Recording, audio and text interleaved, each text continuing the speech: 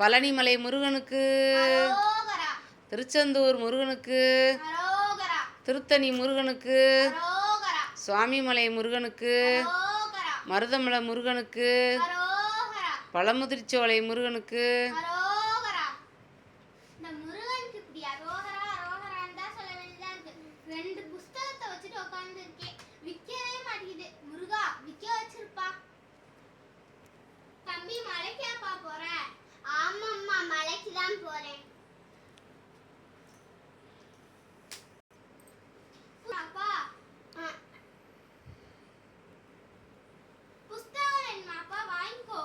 முருகனை சோதிக்கிறான்.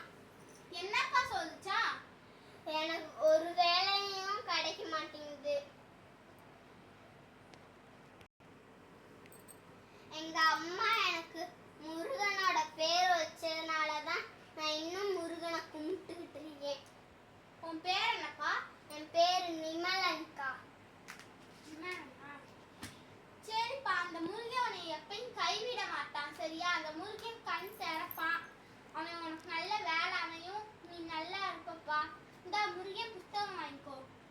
சரிக்கா. எவ்வளோ? 80 ரூபாப்பா. ஜிபே பண்ணிடவா? சரிப்பா, பண்ணிடு. பண்ணிட்டேன்.